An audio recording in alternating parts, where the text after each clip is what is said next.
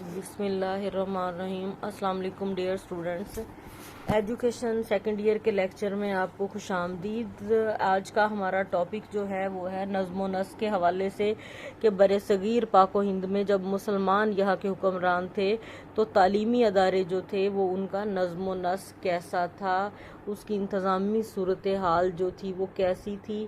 ہم نے مقاصد تعلیم، نصاب، پھر طریقہ تدریس اس کو ڈسکس کیا۔ آج ہمارا جو ہے وہ اس کا لاسٹ ٹاپک ہے نظم و نسق۔ برصغیر میں مسلمانوں کے جو عہد حکومت ہے اس میں اکثر تعلیمی ادارے اہل علم کی کوششوں سے ہی چلتے تھے، جو اپنے طور پر یا اہل ثروت کی سرپرستی سے ان تعلیمی اداروں کا انتظام چلاتے تھے۔ بادشاہ اور حکمران طبقہ بھی ان تعلیمی اداروں کی علمی اور مالی معاونت اور سرپرستی کرتا تھا، لیکن ان تعلیمی اداروں کی یہ خصوصیت تھی کہ یہ داخلی طور پر آزاد تھے۔ کوئی پالیسیز جو تھی وہ کسی کی پسند ناپسند، یا تعلیمی ادارے جو داخلی طور پر آزاد تھے اپنے قاعدے قوانین بنانے میں۔ علماء اور اساتذہ ان تعلیمی اداروں کے نصاب، طریقہ تدریس اور دیگر امتحانات اور دیگر امور میں آزاد تھے۔ انتظامی لحاظ سے برصغیر میں مسلمانوں کے دور میں مختلف قسم کی درس گاہیں تھیں کہ دیکھتے ہیں کس طرح کی تھی۔ سرکاری مدارس تھے، نمبر 2 مساجد میں قائم مدارس تھے، خانقاہوں اور مزارات سے ملحق مدارس تھے، علماء کرام کے قائم کردہ ذاتی مدارس تھے۔ 4 اقسام تھی۔ سرکاری مقاصد حکومت کی سرپرستی میں چلتے تھے۔ مساجد میں قائم مدارس، یہ مسلمانوں کا یہ سلسلہ مسجد نبوی سے سٹارٹ ہوا اور آج بھی کہیں نہ کہیں کسی صورت میں جاری اور ساری ہے۔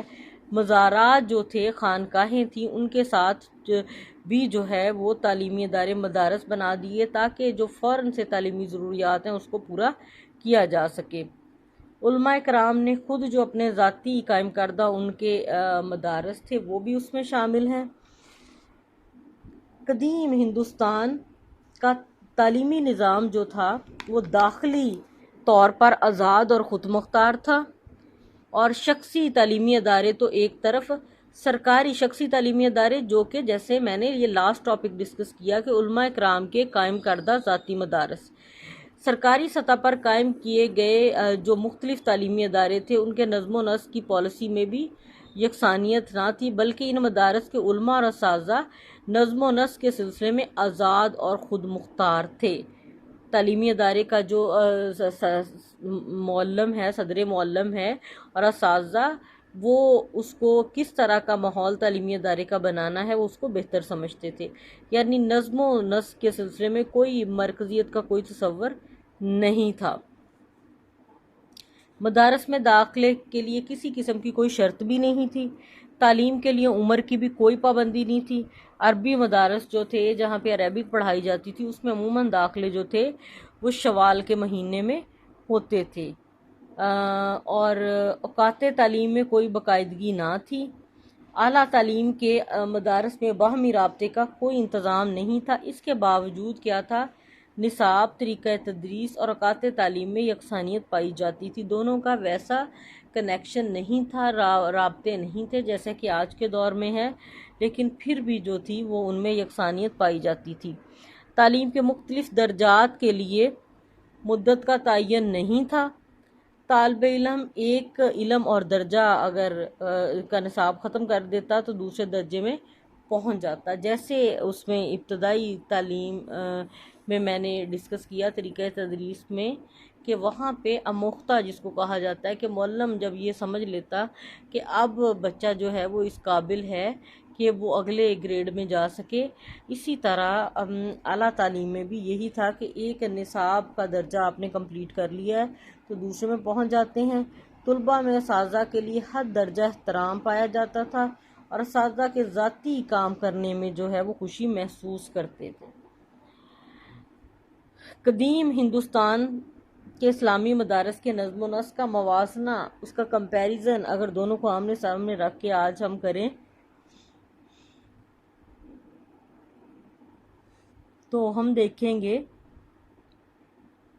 کہ ہندوستان کے اسلامی مدارس کا جو نظم و نسق تھا وہ مثالی تھا۔ نظم و نسق کے مثالی ہونے کی سب سے بڑی وجہ طلباء کے دل میں اساتذہ کی عزت اور حد درجہ احترام تھا۔ تعلیمی اداروں میں کوئی بھی تعلیمی اداروں میں کسی قسم کی جو ہے وہ اسٹوڈنٹ اور ٹیچر جو ہیں ان کے درمیان خلیج نہیں تھی، بلکہ حد درجہ احترام پایا جاتا تھا۔ انگریزوں کی آمد سے قبل برصغیر میں مسلمانوں کے دور کی علمی سرگرمیوں کے مطالعے سے چند باتیں جو ہمارے سامنے آتی ہیں۔ ہر مسجد جو تھی وہ ابتدائی طور پر کام کیا کر رہی تھی؟ ابتدائی تعلیمی ادارے کا کام کر رہی تھی۔ تعلیمی سہولتیں یونیورسل تھیں اور مفت تعلیم فراہم کی جاتی تھی۔ سب کے لیے تعلیم عام تھی۔ مفت رہائش کے علاوہ طلباء کو وظائف بھی دیے جاتے تھے۔ مقاصد تعلیم رضا الہی اور نیابت الہی کا اصول تھا۔ تعلیم کا مقصد جو تھا اللہ تعالیٰ کو راضی کرنا ہے اور اللہ تعالیٰ کا فرمانبردار بندہ بننا ہے۔ انگریز کی حکومت قائم ہونے کے بعد تعلیم کا مقصد سرکاری ملازمت کا اصول اور سرکاری ملازمت کے لیے تیاری اصول رہ گیا۔ وہ اس کی وجہ یہ تھی کہ جب انگریز برصغیر پہ قابض ہوئے، مسلمانوں کے یہاں کی زبان جو تھی فارسی تھی، سارا نصاب ان کا فارسی میں تھا، تو انہوں نے اس نظام تعلیم کو ہی ختم کر دیا۔ اور مسجدیں پھر کیا، مسلمان جو تھے معاشی طور پر جو تھے وہ خود کفیل نہ تھے، پھر تعلیم کا بس یہی ان کا رہا کہ ہم انگریزی سیکھیں اور سرکاری ملازمت حاصل کریں۔ مسجدیں تعلیم کا مرکز نہ رہیں، محدود تعداد میں اسکول کھولے گئے، جس کے نتیجے میں تعلیم محدود ہو گئی اور وہ یونیورسل بھی نہ رہی، یعنی تعلیم سب کے لیے، یہ سارا سلسلہ ختم ہو گیا۔ مسلمانوں کے دور میں نظام تعلیم عوامی اور آزاد تھا۔ حکمران اپنا فرض سمجھتے ہوئے تعلیم کی ترقی پر بے پناہ خرچ کرتے تھے، مگر ان کے انتظامی معاملات اور نصاب میں قطعاً مداخلت نہیں کرتے تھے۔ لیکن انگریزوں نے برسر اقتدار آتے ہی بلا تفریق مذہب سیکولر بنیادوں پر مسلمانوں اور ہندوؤں کے لیے یکساں نظام جو تھا وہ رائج کر دیا، تاکہ ایک مخصوص ذہنیت کے افراد پیدا ہوں، یعنی جو رنگ نسل کے اعتبار سے بے شک ہندوستانی ہو، لیکن ان کی سوچ جو ہے وہ مغرب کی ہو۔ اس لیے وہ ان کا یہی تھا کہ پھر یہاں پہ اپنی جو حکمرانی ہے اس کو طول دے سکیں گے۔ انگریزی دور میں اور اردو فارسی کی جگہ انگریزی کو ذریعہ تعلیم بنا دیا گیا، مخلوط تعلیم کو رواج دیا گیا اور مجموعی تعلیمی ماحول ایسا بنا دیا گیا کہ 50% سے زائد بچے جو مسلمانوں کے دور میں تعلیم یافتہ تھے، ان کی خواندگی کی شرح کم ہوتی گئی۔ قیام پاکستان کے وقت پاکستان کی جو آبادی تھی اس کو کنسیڈر کیا گیا 20% لوگ پڑھے لکھے ہیں، اور حالانکہ یہ غلط تھا، کیونکہ وہ لوگ جو کسی بھی زبان کا کوئی ایک آدھ ورڈ بھی پڑھ سکتے ہیں اس کو بھی پڑھا لکھا خواندہ شمار کیا گیا تھا۔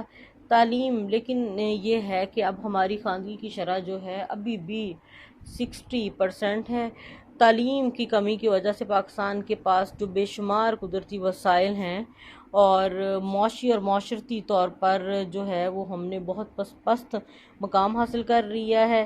ضرورت اس امر کی ہے کہ تعلیم جو ہے وہ اس پہ توجہ اس طرح دی جائے کہ ہم اپنے جو وسائل ہیں ہم ان کو بہتر طور پر استعمال کر سکیں۔ سیکنڈ ایئر یہ ہمارا آج کا جو تھا وہ لاسٹ ٹاپک تھا اس چیپٹر کا، نظم و نسق، اور انشاءاللہ سیٹرڈے کو جو ہے وہ اس کا ٹیسٹ ہوگا، اور سیکنڈ چیپٹر جو ہے وہ ہم کل سٹارٹ کریں گے۔ اور اگر اس میں کسی بھی ٹاپک میں کوئی بھی کنفیوژن ہو تو کائنڈلی آپ مجھے میرے واٹس ایپ نمبر پہ جو ہے وہ میسج کر سکتے ہیں، اپنی جو بھی پرابلم ہے اس کو شیئر کر سکتے ہیں، اور سیٹرڈے کے لیے جو فرسٹ چیپٹر ہے ٹیسٹ کے لیے اس کو تیار کریں۔ Thank you.